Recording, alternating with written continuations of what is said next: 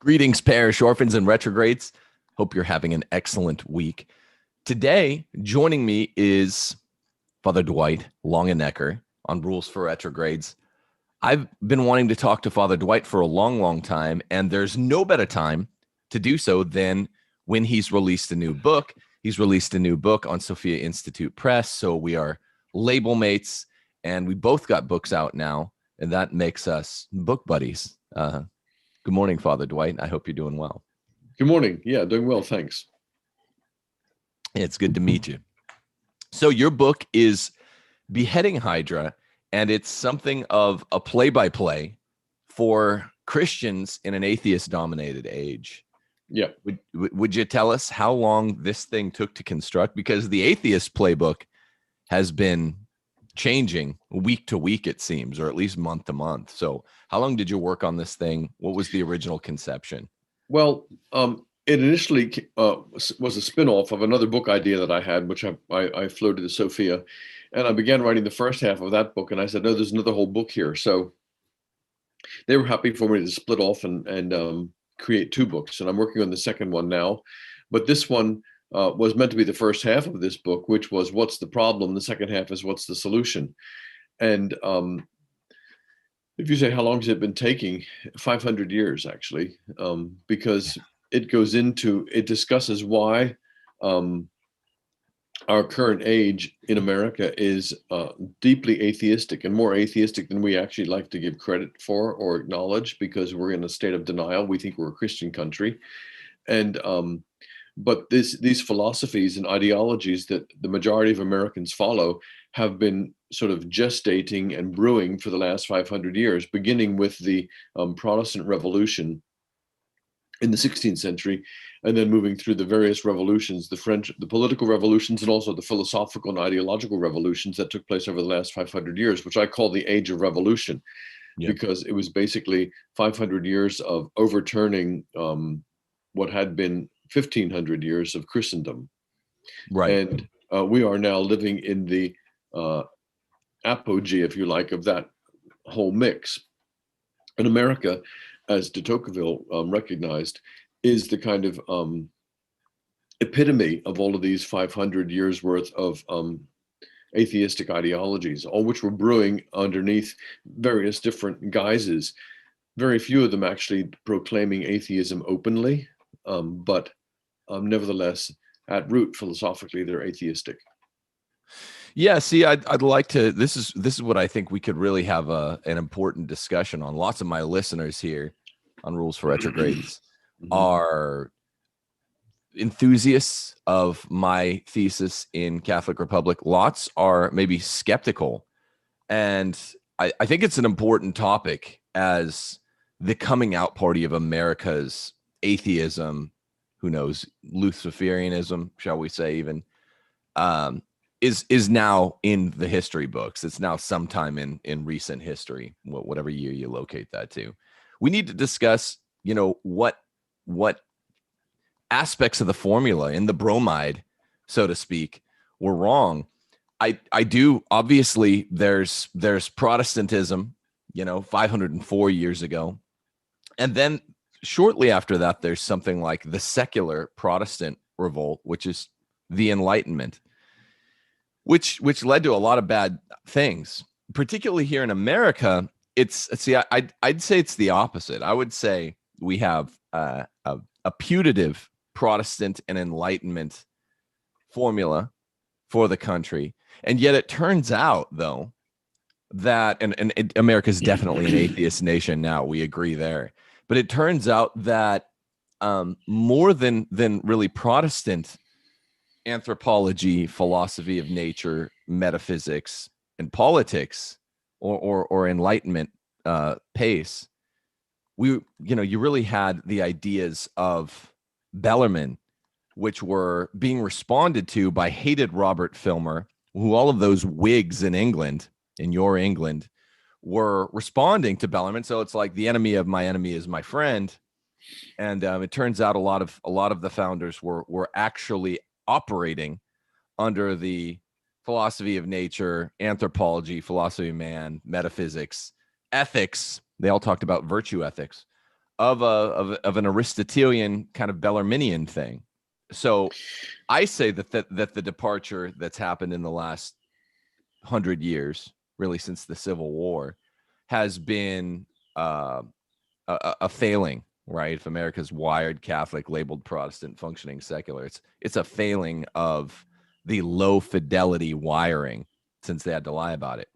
What do you say? I trace it back to actually a major break in the cosmology and understanding of the whole world and the interaction of the world, which goes back to the early, actually back into the 14th and 15th century with nominalism. And before Protestantism came along, the entire world, not just the Catholic world, had a metaphysic, which was a belief that the natural world, the physical world, and the invisible world, the spiritual world, were actually interrelated, that there were connections between them and connecting points.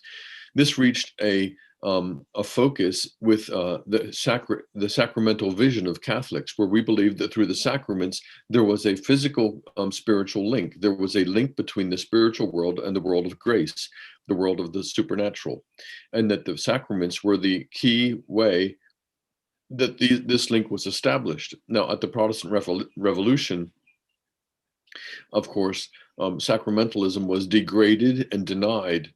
So that when that happened, the visible societal sacral link between the physical world and the invisible world was broken. And when that was broken, it was natural to human nature to focus on what you could see, to focus on the physical world. Therefore, what came about through the Protestant, as a result of the Protestant Revolution, was the materialism that you see in the Enlightenment. And that materialism, which basically says what you see is what you get, there is nothing other than this physical world, contributes, of course, to the growth of science and secularism, and the growth of the kind of materialism which says there is no, not only is there no link between the invisible and the visible world, there is no invisible world, there is no spiritual realm.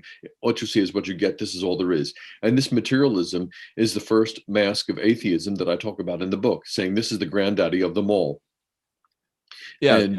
And feeds all the rest. And so this basic break takes place in the late 15th, early 16th century, and then reverberates down and ripples down through the next 500 years into all the revolutions that we've seen. Yeah, precisely. I mean, it ends up being an important walk or jaunt through the history of medieval philosophy. Even if we look at the metaphysics, which is a dirty word to bring up on a popular show, of Suarez, which is much closer to the metaphysics of Scotus than Aquinas, we're already coming much closer to some sort of, weird conflation or distinction where there ought not be conflations or distinctions between things like essence and existence. People start scratching their heads. You get the nominalism as far back as Abelard. When you don't believe in natural kinds, where the world begins to break down. And a lot of people don't know that Luther had studied for 11 years, I think from 1503 to 1514 at Erfurt, which was a school that was specially devoted to the studies of nominalism, which is the denial of natural kinds of real Platonism. And of course, the overlap that Father Longenecker is talking about here between the physical and the supernatural worlds is specifically Aristotelian hylomorphism, and sometime between what we recognize as the Reformation and the Enlightenment, there was this move by specific thinkers in the history of philosophy that even at Catholic schools, your philosophy teachers a lot of times will still put forward as good, like Descartes or Francis Bacon, early Enlightenment thinkers, who said things like, we ought to deny natural kinds. We ought to pull two of Aristotle's four causes out of the way that we think of the world, specifically the two spooky causes, formal and final causation.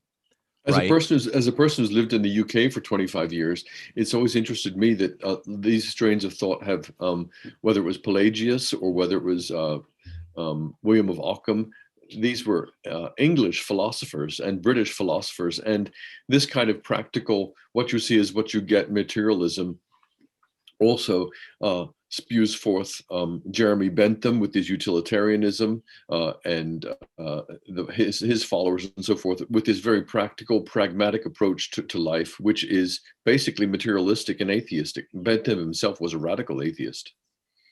Yep. Consequentialism and all the rest of it. You can't really be a consequentialist without being an atheist. Well, okay, so Father, this plays out in the most confusing, most people agree, worst century yet. Century ain't over yet in the 21st, but the 20th century, pretty much everyone agrees, we have consensus, was the worst century yet, the most genocide, the most bad stuff. It's also the occasion, the red letter century, of the most reasonable disagreement as to when things went wrong.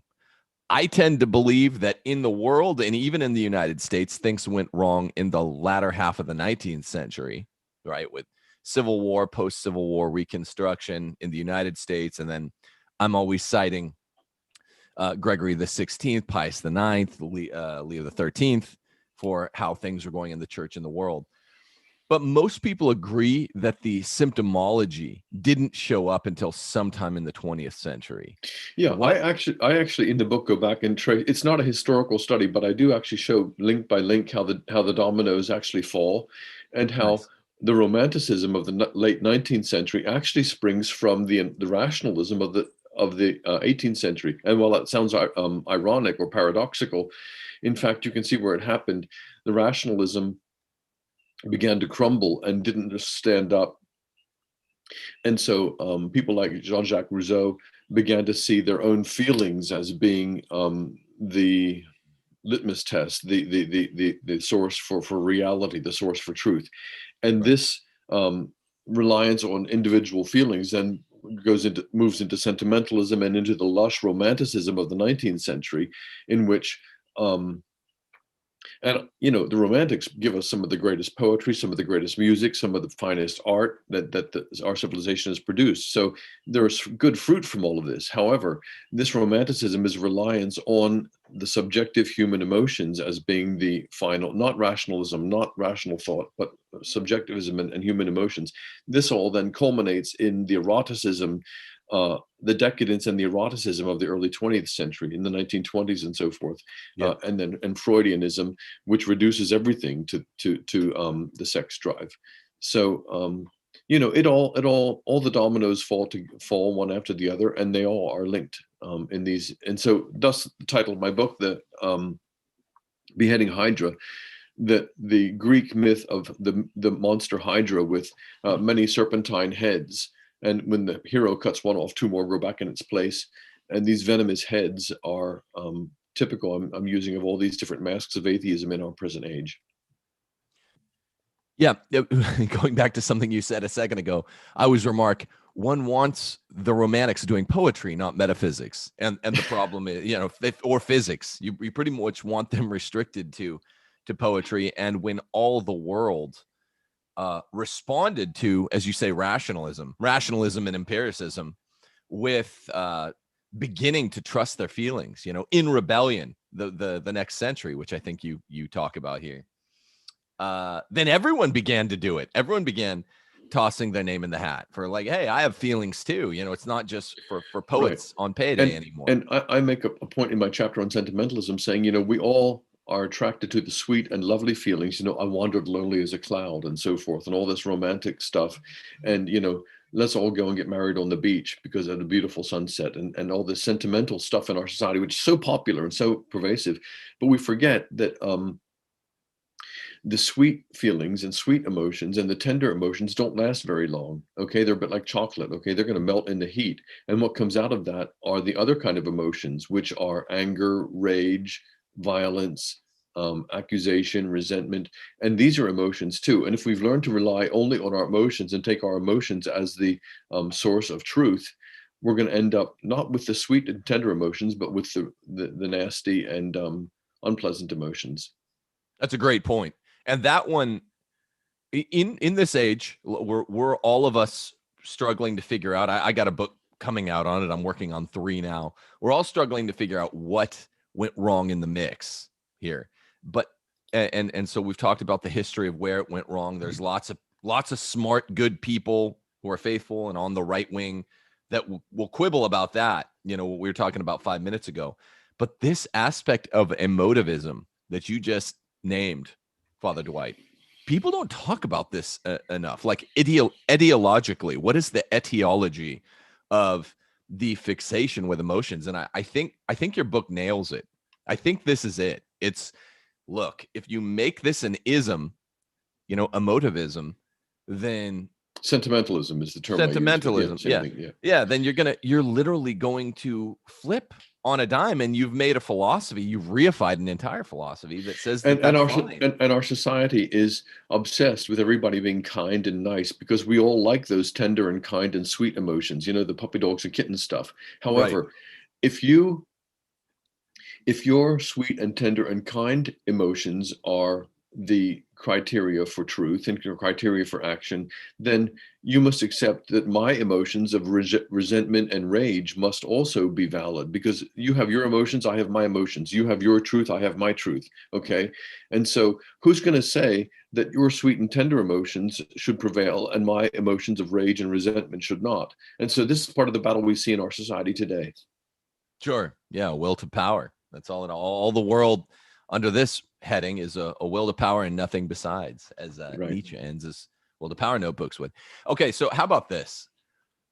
What people are all wanting to know this. We can bandy about when it entered the world or the United States. When did this sentimentalism enter the church? What decade? What epoch? When did it get into the church? Because it governs now. It's everything. Again, on my website, I have a podcast series, actually a video series, which is called the Church in the Age of Revolution. And so I actually traced these last 500 years and how the church has responded. And it's interesting to me that the church has responded in three ways.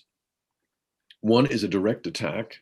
The attack on modernism, the suppression of liberalism, and so forth. These have been a direct attacks by a dogmatic church against these heresies and against these untruths. The attack on the French Revolution, the attack on communism, the attack against Protestantism. All these things were direct attacks. In hindsight, it doesn't work. Okay, because what usually happens is the enemy just simply regroups and retrenches and goes underground and then comes back again. A typical example of this is the 19th century. The problem was first surfaced in liberalism, then it goes underground and it resurfaces again as modernism in the 20th century. It's basically the same monster. You cut off one head, two more come back. So the second approach has been historically the approach of the Jesuits, which is the approach of accommodation. This happened during the Enlightenment with the Jansenist Jesuit conflict. It also happened in the 19th century. It's happening in our age as well. And that is, let us dialogue, let us talk together and see what's good about this opposing point of view. And let's see how we can accommodate what's good and walk with these people and accompany these people in this path so that we can all find truth. But of course, what that does is it weakens the faith. It weakens the faith disastrously. The third option, which I propose in the second half of the book, is what I call radical subversion.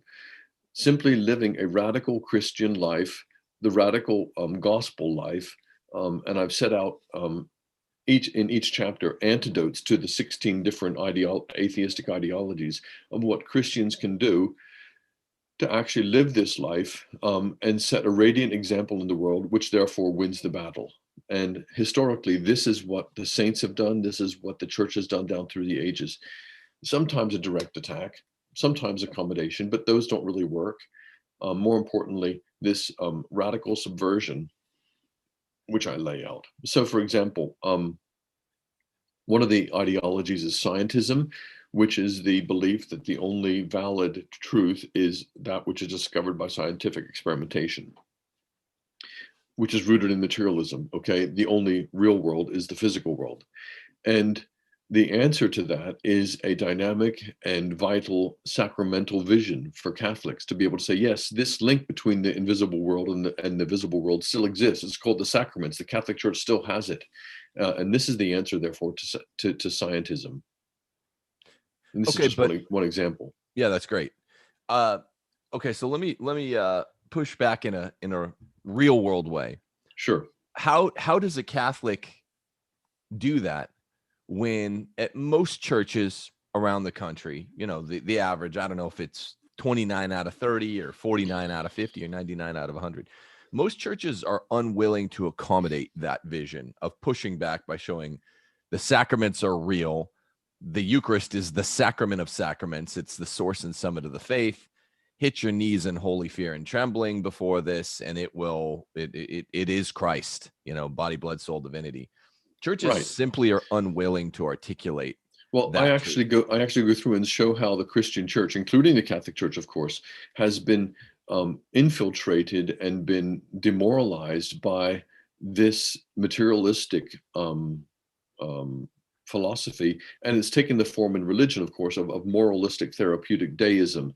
The idea that the Christian faith is no more than a set of rules for respectability rather than rules for retrogrades. Right. And therapy, how to repair your limping marriage, how to help your kids become better teenagers, how to give up your addictions and so forth. So therapy.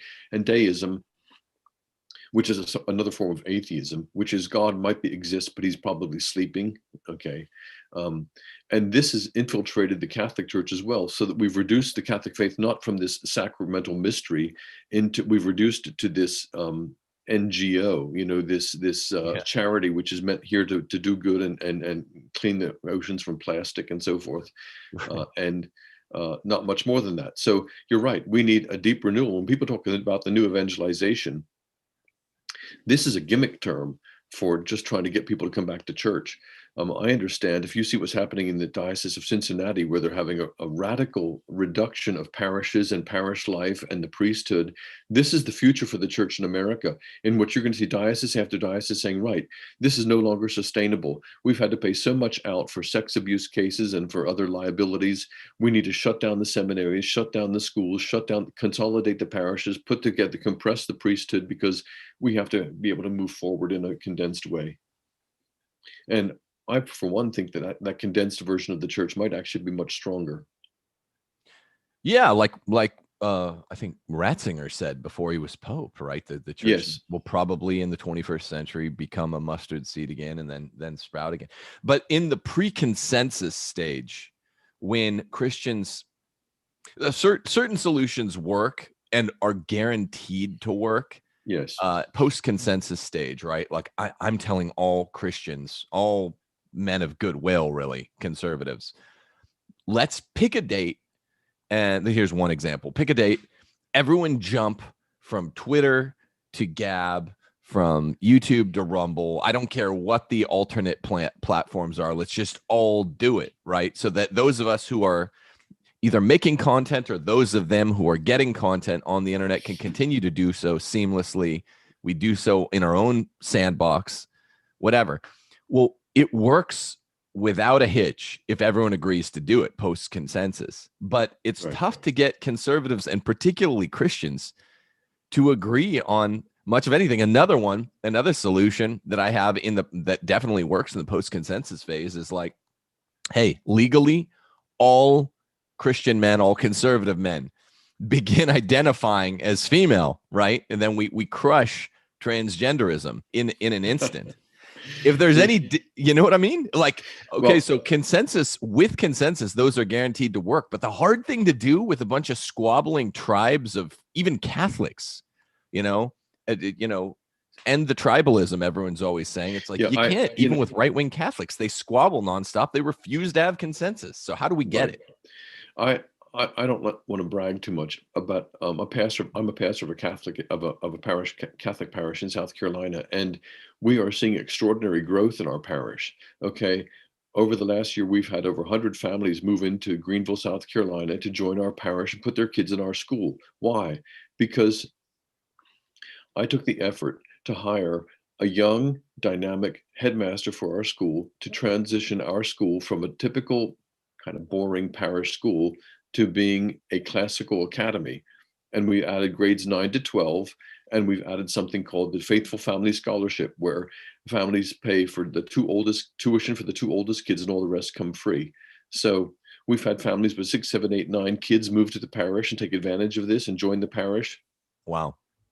This is a great community, okay, with great families who are coming together, sharing our ideals, sharing our vision, sharing our faith, and building up the parish together. It's a great place to be on a Sunday morning. All these kids running around after Mass, and we have people moving in from Buffalo, from Chicago, from Oregon, from California, from Kentucky, from Texas, from Boston, because they're catching what's happening. And I think our parish, it wasn't difficult. It simply requires some dynamism, some vision, and some faith, and stepping out and taking a risk to be able to do this, to be able to build this in a local community. That's beautiful. That's beautiful. So you're pitching that's certainly a part of the solution, right? I mean, yeah, localism, and get to I guess my question was, okay, well, Christianity is the bifurcated patriarchy, right? I mean, I'm also plugging this thing, guys. Go get it, and please leave comments on Amazon. Please leave comments if you've even read one chapter. Honest comments. If you didn't like it, say so, but mainly if you liked it.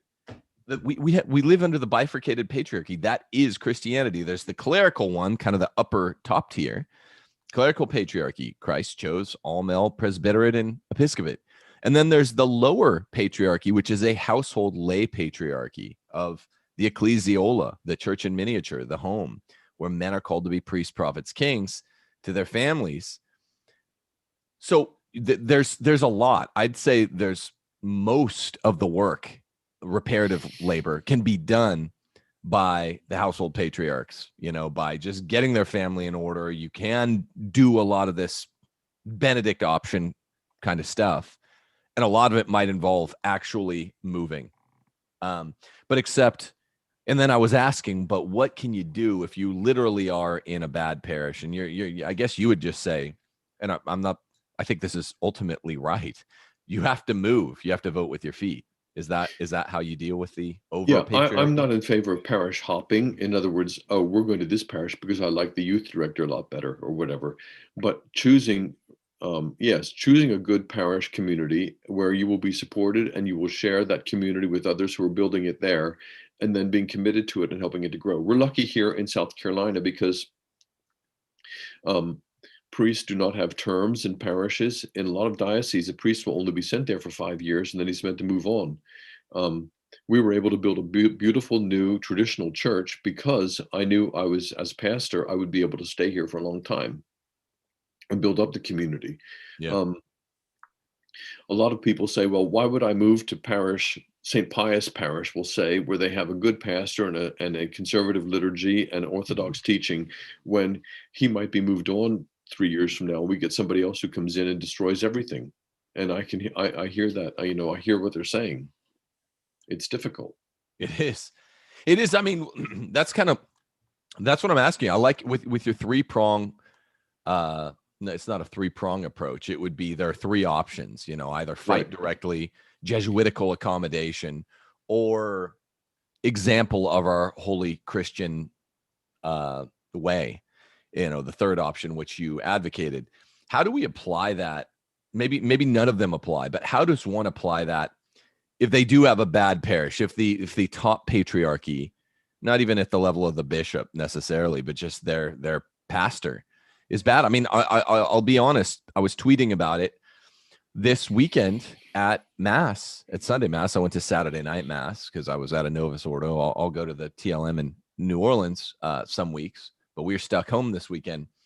We had a sermon on, Mark's gospel, Jesus saying divorce and remarriage is quite literally, we know what it is, right? Anathema. It's cheating. So the priest literally read that gospel, and then instead of saying adultery, his sermon was about how Jesus was wrong, and that the church has moved on from this, and that Jesus was talking about some other world. I'm not joking. You couldn't write this stuff. This is here in Hattiesburg. And it was an outrage, and I was outraged, and I spoke to the priest respectfully afterwards, and he told me to beat it. He said, "Oh, go to another parish. I'm not for you." what in the three options should I do? Which of the three options apply here?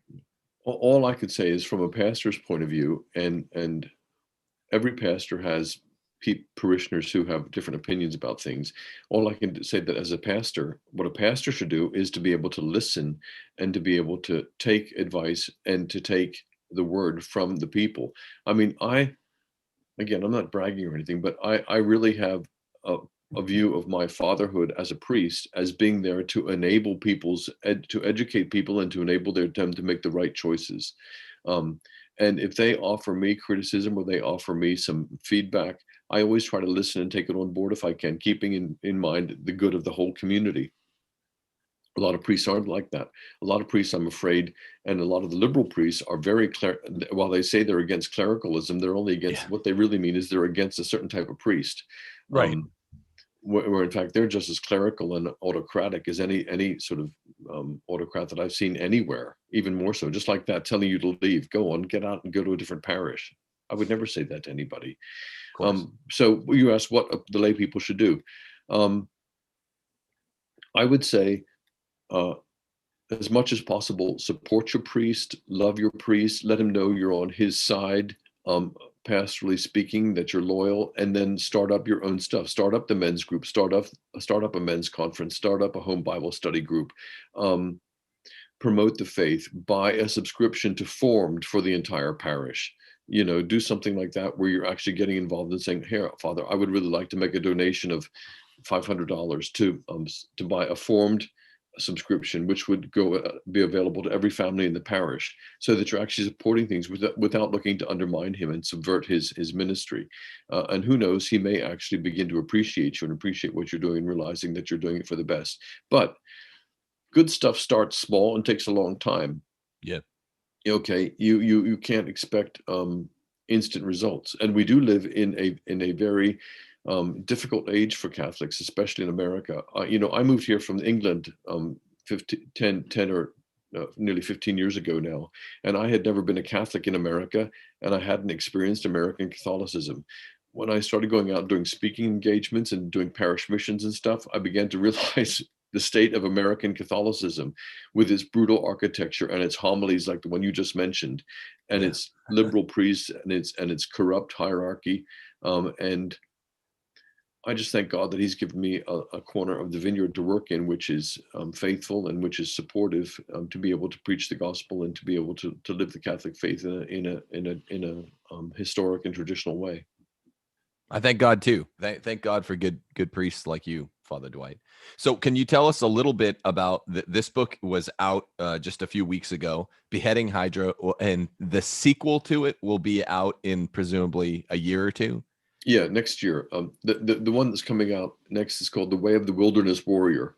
And it's combining I've always been interested in literature and in screenplays and storytelling. So it's combining the classic hero's quest structure with seeing parallels in the stories of the saints and the stories of the scriptural heroes to chart out a kind of 10-stage plan for spiritual discipleship and going on the spiritual journey. Beautiful. Yeah. Well, Father Dwight, I'm honored to be on Sophia Institute Press with authors like yourself. Thank you. And I'm honored you came on the show. People, please go out and buy this book, Beheading Hydra, by Father Dwight Longenecker. Sophia likes us to tell people to buy it on Sophia Institute Press, because it's you cut out the middleman. A lot of people go to Amazon where you can get it, and as an author, you don't really mind when people do that, because then you get your ranking on Amazon. Yeah, but as an author, we really like when you go to the website dwightlongenecker.com, and you can That's right. Connect with my other courses and stuff there as well. That's right. Yeah, slight conflict of interest: the publisher, the author, and then the Hydra called Amazon, which all have their own interests for you buying from there. But at any rate, pick the book up from one of these three places, from the heads of the Hydra.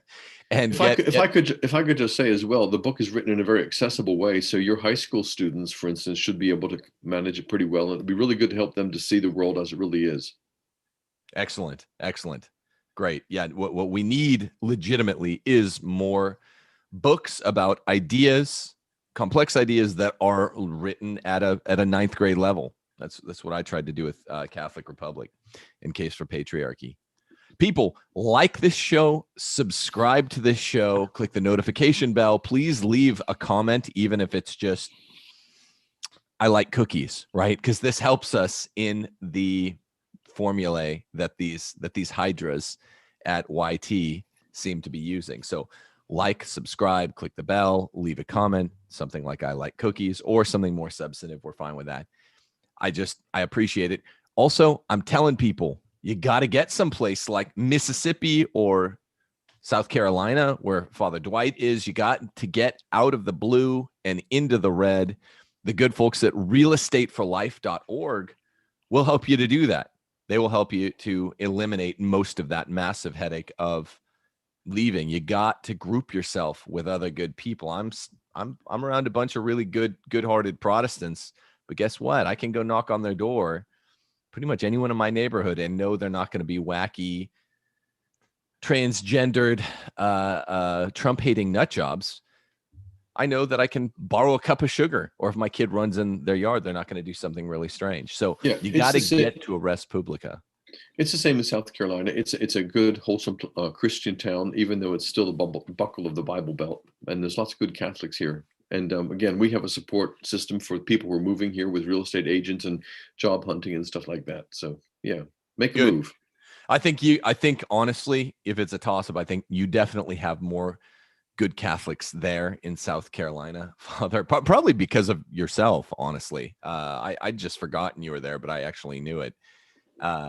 It's reputed as a burgeoning Catholic center in the South, kind of like Atlanta was a decade or two ago.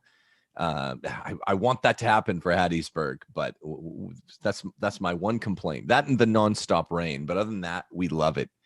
Anyone can go to realestateforlife.org and move. Get out while you can. When the Biden admin is taking this little breath in, they're going to start with some more aggressive legislation. Expect the state governors to start doing so in the blue states, maybe even shutting state borders in 2022 or 23. You got to get out while you can.